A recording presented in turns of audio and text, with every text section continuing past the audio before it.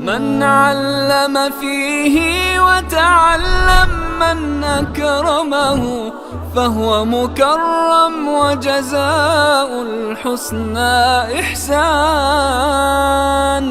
طبتم يا أهل القرآن. أعوذ بالله من الشيطان الرجيم. بسم الله الرحمن الرحيم. لا يستوي أصحاب النار وأصحاب الجنة. أصحاب الجنة هم الفائزون. صدق الله العظيم. رب اشرح لي صدري ويسر لي أمري واحلل عقدة من لساني يفقهوا قولي. رب يسر ولا تعسر وتمم بالخير. آمین یا رب العالمین. سورۃ الحشر کی ایک آیت میں نے آپ کے سامنے تلاوت کی ہے. اس کا ترجمہ آپ سب جانتے ہیں کہ اللہ تعالیٰ ارشاد فرما رہے ہیں کہ لا یستوی اصحاب النار و اصحاب الجنت. اصحاب النار آگ والے، و اصحاب الجنت اور جنت والے. لا یستوی جب فعل پڑھیں گے تو انشاءاللہ تعالیٰ یہ بھی آپ کے سامنے آ جائے گا، برابر نہیں ہو سکتے. واصحاب الجنت اور جنت والے ہم الفائزون، ہی کامیاب لوگ ہیں. یہ دوسرا جملہ آپ کے سامنے آیا ہے کہ اصحاب الجنت ہم الفائزون. آج ہم اس اسلوب پر بات کریں گے انشاءاللہ تعالیٰ. جملہ اسمیہ میں زور پیدا کرنے کے بہت سے طریقے ہیں. حصر پیدا کرنا جملہ اسمیہ میں، تخصیص پیدا کرنا. عربی زبان میں آپ دیکھیں گے ابھی تو جملہ اسمیہ کے ساتھ زور پیدا کرنے کے اتنے طریقے ہیں، تو جب آپ فعل پڑھیں گے اور پھر جملہ فعلیہ پڑھیں گے تو اس میں پھر زور پیدا کرنے کے، یعنی فعل آپ کے علم میں اتنا تو ہے ہی کہ فعل یا ماضی ہوتا ہے یا مضارع ہوتا ہے عربی زبان میں استعمال ہونے والا فعل. تو ماضی میں زور پیدا کرنے کا ایک الگ اسلوب آپ کے سامنے آئے گا، پھر مضارع میں زور پیدا کرنے کا ایک الگ اسلوب آپ کے سامنے آئے گا.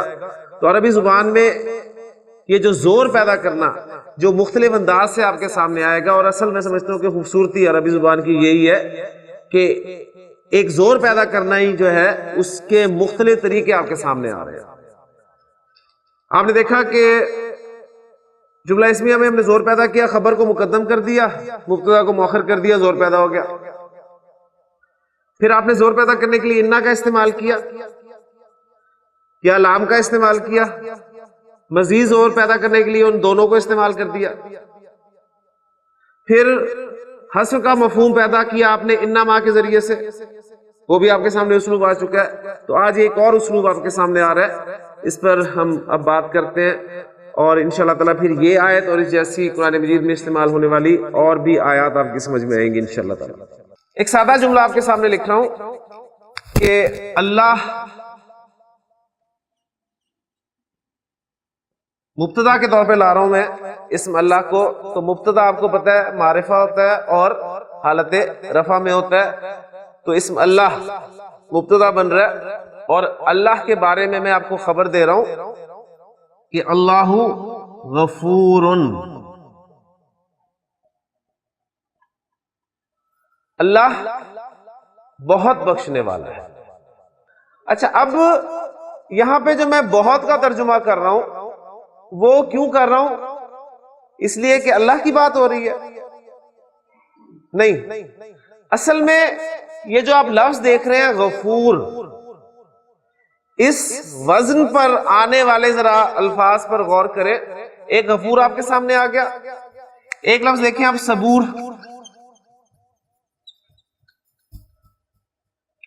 غفور، صبور، پھر شکور،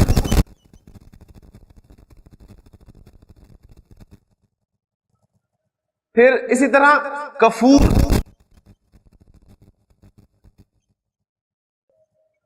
پھر اسی طرح سورۃ العادیات میں آپ نے ایک لفظ پڑھا کنود.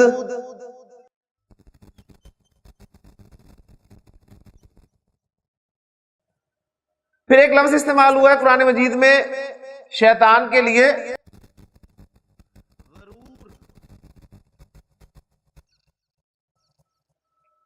اب یہ دیکھیں ان تمام الفاظ کی ایک ہی ڈائی ہے، ایک ہی وزن ہے.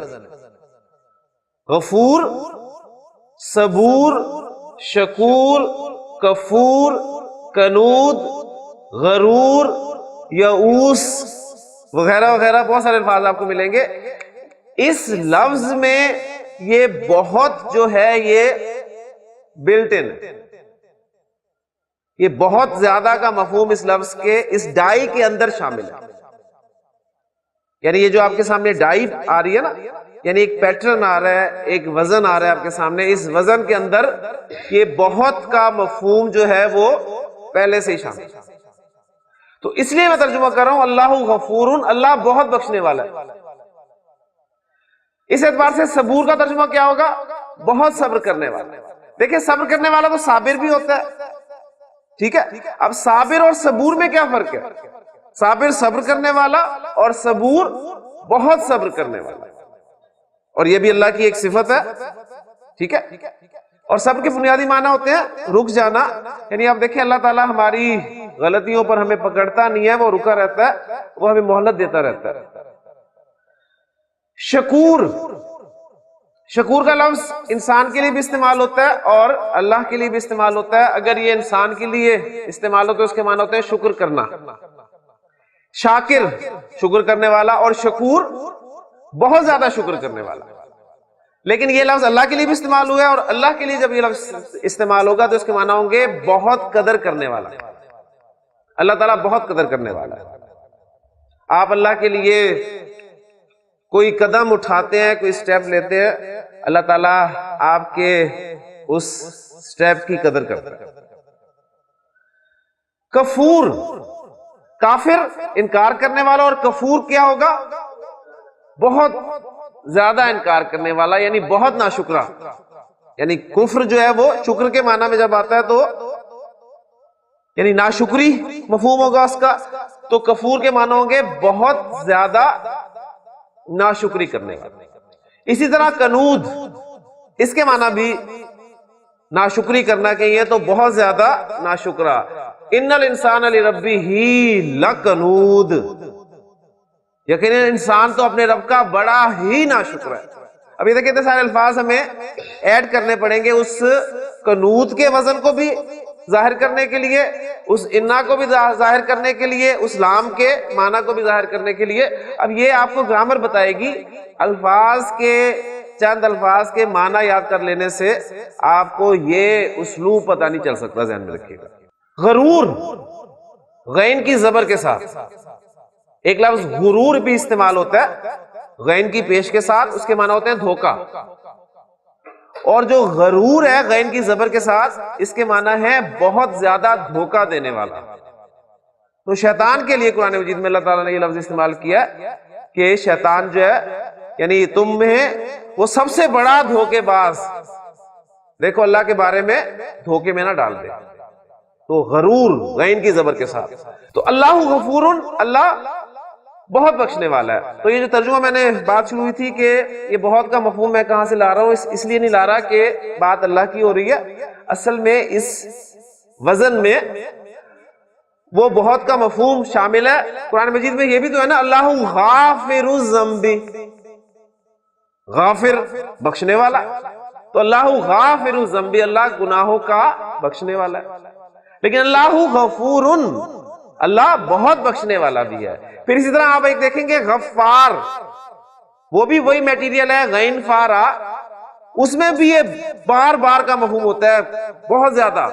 اللہ غفار، اللہ بار بار بخشنے والا. آپ نے پڑھا ہے کہ مبتدا معرفہ اور خبر نکرہ ہوتی ہے، ایسے ہی ہے نا. اچھا، ایک صورت ہوتی ہے کہ ہمارے لیے ممکن ہی نہیں ہوتا خبر کو نکرہ لانا، لہٰذا اس صورت میں میں خبر کو معرفہ لا سکتا ہوں. مثلا میں کہتا ہوں کہ ھذا زید، یہ زید ہے. اب یہاں پر دیکھیں مبتدا ھذا ہے اور زید جو ہے اس کی خبر کے طور پہ استعمال ہو رہا ہے اور زید معرفہ ہے. تو میرے لیے زید کو نکرہ لانا ممکن ہی نہیں ہے، اس لیے میری مجبوری ہے کہ میں خبر کو معرفہ لاؤں گا. ٹھیک ہے. حضرت یوسف علیہ السلام نے کیا فرمایا تھا؟ انا یوسف، میں یوسف ہوں، وہذا اخی، اور یہ میرا بھائی ہے. تو انا یوسف ہوں، یوسف کا لفظ ہے وہ خبر کی جگہ پر آ رہا ہے، اور خبر آپ کی ہم نے پڑھا ہے کہ نکرہ ہوتی ہے، لیکن جہاں ہمارے لیے ممکن ہی نہ ہو خبر کو نکرہ لانا، وہاں پر ہم خبر کو معرفہ لا سکتے ہیں. اب یہاں پر ہمارے لیے خبر کو نکرہ لانا ممکن ہے. اللہ غفور، اللہ بہت بخشنے والا ہے. لیکن اگر میں اس خبر کو جو نکرہ خبر ہے سے معرفہ کر دوں تو جملہ کیا بنے گا جی؟ اللہ، یعنی نکرہ کو معرفہ بنانا آپ کو الحمدللہ آتا ہے. کیا کرتے ہیں؟ نکرہ اسم کے شروع میں الف لام داخل کر دیتے ہیں، ٹھیک ہے، جس سے وہ نکرہ اسم جو ہے معرفہ ہو جاتا ہے. تو یہ جو غفورن کا لفظ ہے میرے پاس، اس میں الف لام داخل کر رہا ہوں اور یہ بن گیا آپ کا الغفور. ال کا حمزہ حمزۃ الوصل ہے، لہٰذا جب پیچھے سے ملا کر پڑھیں گے تو الف کی صورت میں لکھا رہ جائے گا، پڑھنے میں نہیں آئے گا. اللہ الغفور. اب ترجمہ کیا ہوگا؟ اب ترجمہ ہوگا اللہ ہی بخشنے والا ہے. یعنی خبر کو معرفہ لانے سے اس میں آپ دیکھیں زور پیدا ہوگا. اس سے پہلے میں کیا کہہ چکا ہوں کہ جہاں پر میرے لیے خبر کو نکرہ لانا ممکن ہی نہیں ہے وہاں پر زور پیدا نہیں ہوگا، وہاں پر میں معرفہ ہی استعمال کروں گا خبر کو، جیسے ایگزامپلز میں نے آپ کے سامنے رکھی ہیں. لیکن جہاں پر میرے لیے خبر کو نکرہ لانا ممکن ہے وہاں میں اسے نکرہ لاؤں گا. لیکن اگر میں اس نکرہ خبر کو معرفہ لے آؤں تو اس سے جملے میں کیا فرق پڑے گا؟ جملے میں فرق یہ پڑے گا کہ آپ دیکھیں گے اس میں زور پیدا ہو جائے گا. اس میں اب وہ زور جو ہے مختلف الفاظ سے، میں نے پہلے بھی عرض کیا تھا، ہم اردو میں مختلف الفاظ سے اس زور کو ادا کرتے ہیں. ہی سے کرتے ہیں، تو سے کرتے ہیں، صرف سے کرتے ہیں. یہ وہ الفاظ ہیں جب ہم اردو جملے میں زور پیدا کرنے کے لیے استعمال کرتے ہیں. تو اللہ الغفور، اللہ ہی بخشنے والا ہے یا اللہ بہت بخشنے والا ہے. اس جملے میں اردو میں جو الفاظ ہیں ان کو تھوڑا سا آگے پیچھے کریں. اللہ ہے بہت بخشنے والا، یعنی اللہ ہے بخشنے والا. کیا مطلب ہے؟ اور کوئی بخشنے والا نہیں ہے، اللہ ہی بخشنے والا ہے. کلیئر ہو گیا؟ تو خبر کو آپ نے معرفہ کر دیا تو جملے میں کیا ہوا؟ زور پیدا ہو گیا. کلیئر ہو گیا؟ اچھا اب دیکھیں، اب یہ مبتدا اور یہ خبر، کلیئر؟ اب ان دونوں میں، دونوں اجزاء میں مطابقت ہو گئی چاروں اعتبارات سے. یہ بھی معرفہ، یہ بھی معرفہ، ٹھیک ہے، یہ بھی مذکر، یہ بھی مذکر، یہ بھی واحد، یہ بھی واحد، یہ بھی رفع میں، یہ بھی رفع میں. تو دونوں اسماء جب چاروں اعتبارات سے موافق ہوں، ایک دوسرے کے مطابق ہوں، تو وہ کیا بنتا ہے؟ وہ اصل میں مرکب توصیفی بنتا ہے. ایسے ہی ہے نا، وہ مرکب توصیفی بنتا ہے. تو اب کہیں اس جملہ اسمیہ میں وہ مرکب توصیفی والا شک نہ پیدا ہو کہ کہیں یہ مرکب توصیفی تو نہیں. بات سمجھ میں آ رہی ہے؟ میں اس لیے آپ کو بالکل کہانی میں نے شروع سے رکھی آپ کے سامنے تاکہ آپ کو بات بالکل کلیئر ہو اور آپ کا کوئی سوال، ٹیڑھا میڑھا سوال نہ آئے سامنے. اللہ الغفور آپ کو لگے گا یہ مرکب توصیفی ہے، لیکن یہ مرکب توصیفی نہیں ہے، بلکہ ہم نے کیا کیا ہے؟ وہ جو خبر تھی ہماری نکرہ، ہم نے اس کو معرفہ کر دیا زور پیدا کرنے کے لیے. کلیئر ہو گیا؟ لیکن چونکہ شک پیدا ہوا کہ مرکب توصیفی بن گیا، اس شک کو دور کرنے کے لیے مبتدا اور خبر کے درمیان، مبتدا اور خبر کے درمیان اس جگہ پہ میں ایک حالت رفع والی ضمیر لے کر آؤں گا. کیا کروں گا؟ حالت رفع والی ضمیر لے کر آؤں گا. حالت رفع والے ضمائر کون کون سے ہیں وہ پھر تازہ کر لیں، بار بار باتیں آپ کے سامنے آئیں گی. وہ ہوا، ہما، ہم، ہیا، ہما، ہننا، انتا، انتما، انتم، انتی، انتما، انتنا، انا، نحنو. تو میں ان 14 ضمائر میں سے یعنی حالت رفع والے ضمائر میں سے ایک ضمیر لے کر آؤں گا، اور وہ ضمیر کون سی ہوگی؟ جو مبتدا کے مطابق ہوگی۔ مبتدا کے مطابق، مبتدا کیا ہے؟ واحد ہے، مذکر ہے، ٹھیک ہے؟ تو وہ ضمیر کون سی ہوگی؟ ہوا کی ضمیر ہوگی۔ لہٰذا میں ہوا کی ضمیر اس کے بیچ میں لاؤں گا، اور اب آپ کا جملہ بن جائے گا اللہ هو الغفور، اللہ هو الغفور، ترجمہ وہی ہوگا اللہ ہی بخشنے والا۔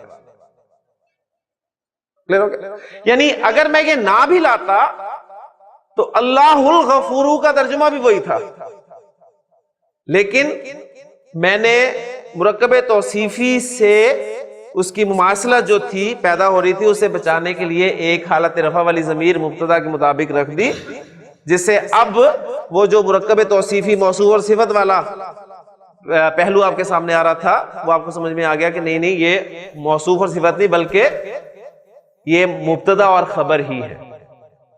کلیئر ہو گیا؟ تو اللہ هو الغفور، اللہ ہی بخشنے والا ہے۔ اب اس ایسے جملے کا انالیسس کس طرح کریں گے؟ سمپل ہے، اللہ مبتدا، ہوا ضمیر، یہ جو ضمیر ہم نے بیچ میں لائی ہے نا اس وقت جو ہوا کی ضمیر ہے یہ گرامر کی اصطلاح میں کہلاتی ہے ضمیر فصل، ضمیر فصل، فصل فاصلہ یعنی فاصلہ دینے کے لیے ایک ضمیر لائے ہیں، یہ ضمیر فصل آتی ہے۔ تو اس کی ترکیب میں ایسے جملوں کی ترکیب آپ اس طرح کہہ کے آسانی سے گزر سکتے ہیں، اللہ مبتدا، ہوا ضمیر فصل، اور الغفور خبر، مبتدا اپنی خبر سے مل کر جملہ اسمیہ ہوا۔ ایک ترکیب اس طریقے سے کی جاتی ہے جو آسان ہے، اور ایک ترکیب اس طریقے سے بھی کی جاتی ہے ایسے جملوں کی کہ اللہ کو مبتدا مانا، پھر اس کے بعد ہوا کو پھر ایک مبتدا مانا، الغفور کو اس کی خبر مانا، مبتدا اور خبر کو جملہ اسمیہ بنا کر اس مبتدا کے لیے خبر بنا لیا، اور پھر مبتدا اور خبر مل کر جملہ اسمیہ بن گئے۔ تو یہ تھوڑی ذرا لمبی اور پیچیدہ ترکیب ہو جاتی ہے، یہ آسان ہے جو میں نے آپ کو بتائی ہے، اللہ مبتدا، ہوا ضمیر فصل، بس کافی ہے اتنا ہی، اور الغفور خبر، مبتدا خبر کے ساتھ مل کر جملہ اسمیہ بن گئے۔ کلیئر ہو گیا جی؟ تو یہ جملے میں آپ دیکھیں حصر کا مفہوم پیدا ہو گیا، تخصیص پیدا ہو گئی کہ اللہ ہی بخشنے والا ہے اور کوئی بخشنے والا نہیں۔ سٹیپس آپ کے سامنے آ گئے ہیں، بات میں نے آپ کو تفصیل سے سمجھا دی ہے۔ آپ اب جملہ سادہ جملہ اسمیہ اس میں آپ یہ ہی کا مفہوم اگر پیدا کرنا چاہتے ہیں یعنی حصر کا مفہوم لانا چاہتے ہیں تو سٹیپس آپ کے سامنے کیا ہیں؟ ایک یہ کہ آپ مبتدا اور خبر کے درمیان میں ایک حالت رفع والی ضمیر لائیں جو مبتدا کے مطابق ہو، ٹھیک ہو گیا، اور خبر کو معرفہ کر دیں۔ دو سٹیپس ہیں انشاءاللہ تعالیٰ، آپ دیکھیں اسی طرح آپ کے جملے جو ہے بننے شروع ہو جائیں گے انشاءاللہ تعالیٰ۔ اب میں آپ کے سامنے جو میں نے آیت پڑھی تھی سورۃ الحشر کی کہ لا یستوی اصحاب النار واصحاب الجنۃ واصحاب الجنۃ هم الفائزون، وہ میں آیت رکھتا ہوں اور آپ کے سامنے انشاءاللہ تعالیٰ اسلوب جو ہے بالکل کلیئر ہو جائے گا۔ اصحاب الجنۃ مضاف مضاف الیہ مبتدا، ٹھیک ہے، اصحاب الجنت جنت والے، اب اس کا ترجمہ کر رہے ہیں جنت والے۔ اب اس میں مرکب اضافی کا وہ کاکے کی ڈھونڈنے کی کوشش نہیں کریں گے، جنت کے اصحاب لا سکتے ہیں لیکن عام اردو محاورے میں آپ کیا استعمال کریں گے؟ جنت والے۔ آپ کہنا چاہتے ہیں جنت والے کامیاب ہیں، اصحاب الجنت فائزون، اصحاب الجنت فائزون، جنت والے کامیاب ہیں۔ سمپل جملہ، مبتدا آپ کا معرفہ، کہاں معرفہ ہے؟ مضاف الی المعرفہ معرفہ ہوتا ہے، اور خبر آپ کی نکرہ، مبتدا نکرہ کمبینیشن، معرفہ نکرہ کمبینیشن جو ہے آپ کا مبتدا خبر سے مل کر جو ہے وہ جملہ اسمیہ بن گیا۔ اب آپ کہنا چاہتے ہیں جنت والے ہی کامیاب ہیں، جنت والے ہی کامیاب ہیں، تو کیا کریں گے؟ میں نے دو سٹیپس آپ کو کیا بتائے ہیں، مبتدا اور خبر کے درمیان کیا لائیں گے جی؟ ایک ضمیر فصل لائیں گے حالت رفع والی، اور وہ کس کے مطابق ہوگی؟ مبتدا کے مطابق ہوگی، اور مبتدا آپ کا مرکب اضافی ہے، اور مرکب اضافی میں اصل کون ہوتا ہے؟ مضاف، تو مضاف ہے اصحاب، اصحاب جمع کا لفظ ہے اور مذکر ہے تو جمع کی ضمیر کون سی ہوگی؟ ہم. ہوا ہما ہم. آپ ہم لے آئے بیچ میں. اور دوسرا کام کیا کیا؟ وہ جو فائزون آپ کی خبر نکرہ تھی اس کو معرفہ کر دیں تو کیا بن جائے گا؟ الفائزون. تو آپ کے سامنے پورا جملہ کیا آ گیا؟ اصحاب الجنتی ہم اور پھر ال. اب یہاں پر دیکھیں پھر پرابلم ہے، ہم کا میم ساکن ہے اور لام بھی ساکن ہے، اور قاعدہ ہم نے یہ پڑھا تھا کسی بھی ساکن حرف کو جب آپ آگے ملاتے ہیں تو زیر دے کے ملاتے ہیں، لیکن اس قاعدے کے ایکسیپشنز کچھ تھے. ایک ایکسیپشن یہ پڑھا تھا کہ من کے نون ساکن کو آگے ملاتے ہوئے زبر دیتے ہیں.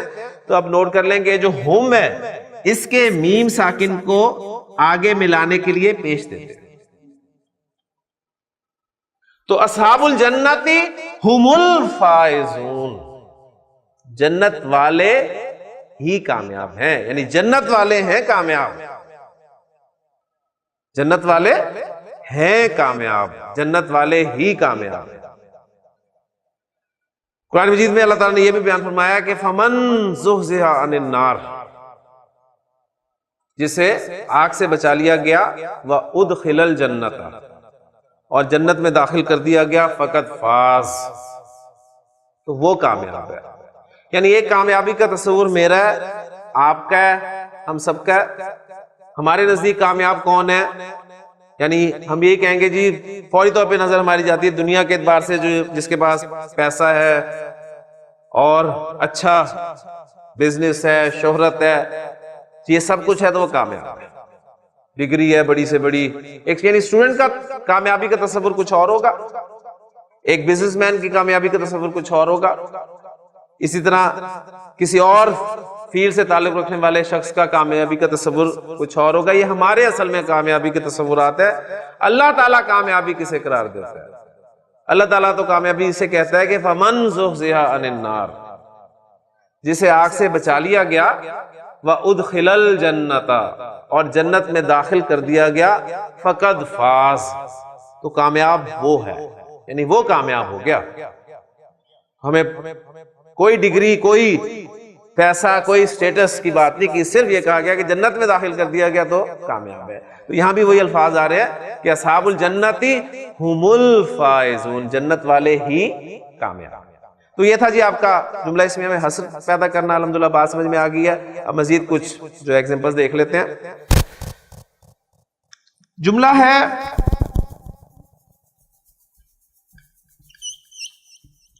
اولئک. اولئک آپ کا اس میں اشارہ ہے اور جمع کا ہے اور حالت رفع والا ہے، مبتدا بن سکتا ہے. تو اولئک میں مبتدا بنا رہا ہوں، اس کی خبر لا رہا ہوں، اولئک مفلحون،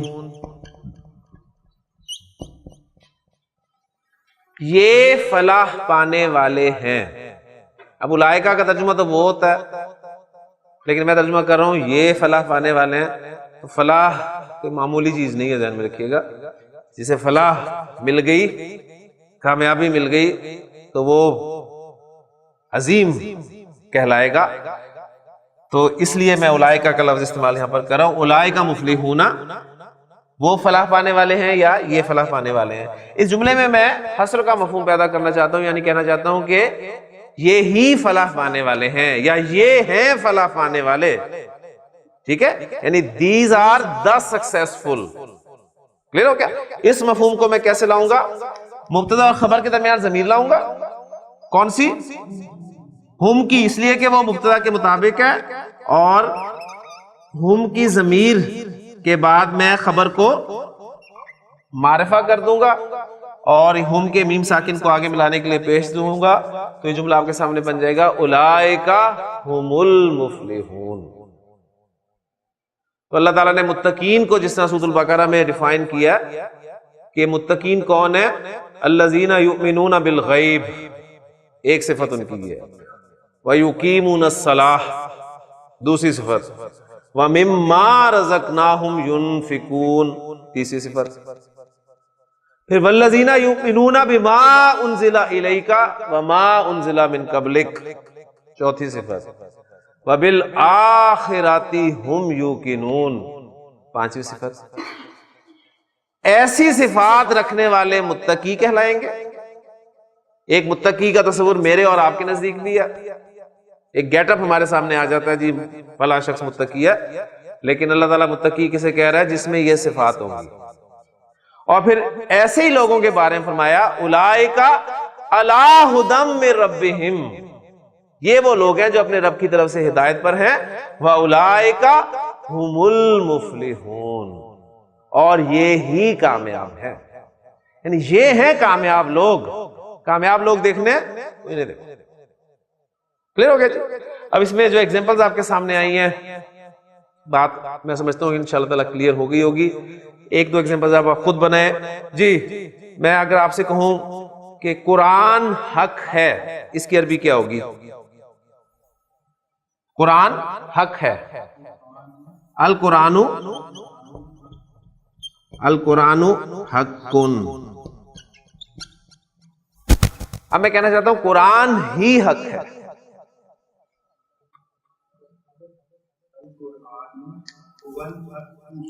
ہوا لے کیا ہے بیچ میں اور خبر کو معرفہ کر دیا. القرآن هو الحق، قرآن ہی حق ہے. یہاں تک بات الحمدللہ کلیئر ہے. اب دیکھیں اتنا زور اس جملے میں پیدا ہوا ہے، لیکن عرب جو کہتا ہے وہ کہتا ہے نہیں، اس سے بھی زیادہ اس میں زور پیدا ہو سکتا ہے. اللہ غفور، پہلے اتنا زور تھا اللہ بہت بخشنے والا ہے. آپ نے کہا جی اللہ هو الغفور، ہی کا مفہوم پیدا ہو گیا.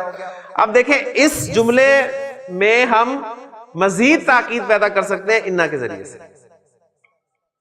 انا کے ذریعے سے بھی اس میں مزید تاکید پیدا کر سکتے ہیں. کیسے کریں گے؟ اب وہ ٹاپک میرا ختم ہو گیا. اب میں جو ہمارے سامنے اسلوب آیا اس میں مزید زور آپ کے سامنے رکھ رہا ہوں. انا لگا شروع میں، انا نے کیا کرنا ہے؟ نصب دے دینی ہے. ان اللہ هو الغفور. ٹرانسلیٹ میں کر ہی نہیں رہا، مزہ ہی نہیں آتا ٹرانسلیٹ کرنے کا. یعنی میں صرف آپ کو سمجھا رہا ہوں، آپ سمجھیں، اب آپ اس کو صرف محسوس کریں. ان اللہ هو الغفور، اور زور پیدا کرنا چاہتے ہیں تو انا کے ساتھ لام استعمال کرتے ہیں. اب لام کہاں داخل ہوگا؟ یہاں پر داخل. ان اللہ لہو الغفور. آپ کی زبان جو ہے وہ ہاتھ کھڑے کر دے گی کہ میں ترجمہ نہیں کر سکتا، اسے آپ محسوس کر سکتے ہیں. ٹھیک ہے. ان اللہ لہو الغفور. الدارو، الدارو میں معرفہ اسم لا رہا ہوں اور حالت رفع میں لا رہا ہوں تو میں مبتدا کے طور پہ لا رہا ہوں. الدار مذکر ہے کہ مؤنث ہے؟ دار کے کیا معنی ہوتے ہیں؟ گھر. گھر کی دو عربی استعمال ہوتی ہیں، بیت اور دار. ٹھیک ہے. بیت جو ہے وہ مذکر استعمال ہوتا ہے اور دار جو ہے وہ مؤنث استعمال ہوتا ہے. الدار الاخرۃ، اس لیے آپ دیکھیں کہ الدار کو میں نے موصوف بنایا اور اس کے لیے جو میں صفت لایا ہوں الاخرۃ وہ مؤنث لایا ہوں. ٹھیک ہے. الدار الاخرۃ کا کیا ترجمہ ہوگا؟ آخری گھر. آخری گھر یعنی پچھلا گھر. یہ پورا مرکب توصیفی میں مبتدا کے طور پہ رکھ رہا ہوں. الدار الاخرۃ، آخری گھر یا اخروی گھر. زندگی کی عربی کیا ہوتی ہے؟ حیات، حیاتن. لیکن زندگی کے لیے حیاتن کے علاوہ ایک اور لفظ بھی استعمال ہوتا ہے، وہ ہے حیوانن.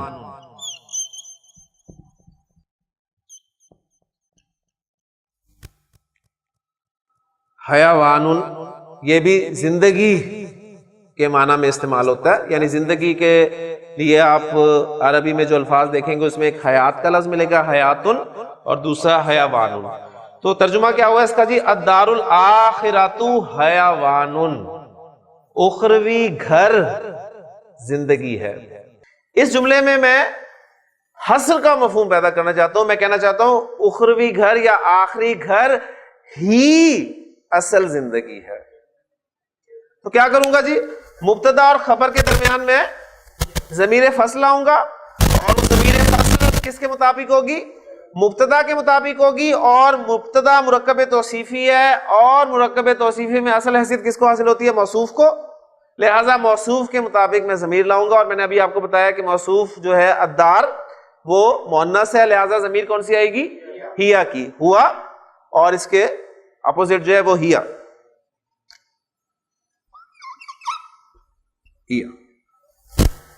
دوسرا کام کیا کرنا ہے؟ خبر کو معرفہ کر دینا ہے، الف لام داخل کر دینا ہے، اور یہ بن گیا الحیوان۔ تو الدار الاخرۃ ہی الحیوان، آخری گھر، یعنی اب اردو میں ہم آخرت کا گھر، اب آخرت کا گھر کریں گے تو آپ کہیں گے مرکب اضافی ہے، لیکن اردو محاورے میں آخرت کا گھر جو ہے وہ اردو محاورہ ہے، عربی میں آخرت کے گھر کے لیے مرکب توصیفی آپ استعمال کریں گے، ہر زبان کا اپنا محاورہ ہے۔ الدار الاخرۃ ہی الحیوان، آخرت کا گھر، اخروی گھر ہی اصل زندگی ہے۔ ہاں جی، اب اس میں مزید زور پیدا کرنا ہے، انا داخل کریں۔ انا کی وجہ سے کیا ہوگا؟ مبتدا نصب میں گیا،